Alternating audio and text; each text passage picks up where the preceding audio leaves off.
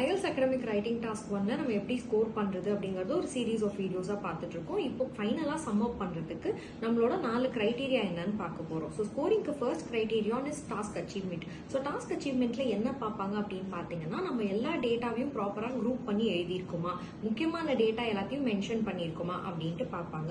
Second is coherence and cohesion. So இங்க வந்து நீங்க குரூப் பண்றது மட்டும் முக்கியம் கிடையாது, அது லாஜிக்கா ஆர்டர் பண்ணும்.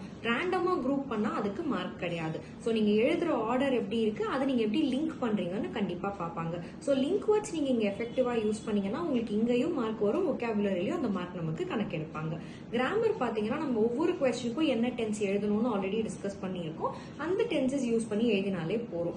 லாஸ்ட் கிரைட்டீரியா தான் ஒகாபுலரி. டாஸ்க் 1 பொறுத்த வரைக்கும் நீங்க ஒவ்வொரு டைப் ஆஃப் கொஸ்டினுக்கு ஒரு 3-4 வேர்ட் நீங்க மனப்பாடம் பண்ணி வச்சுக்கிட்டீங்கன்னா அதை எஃபெக்டிவா யூஸ் பண்ணாலே போறோம். ஸோ பேசிக்கா டாஸ்க் 1ல ஸ்கோர் பண்றது இஸ் வெரி ஈஸி. நிறைய பிராக்டிஸ் பண்ணுங்க, கிராமட்டிக்கலா தப்பு இல்லாம எழுதினீங்கனாலே போறோம்.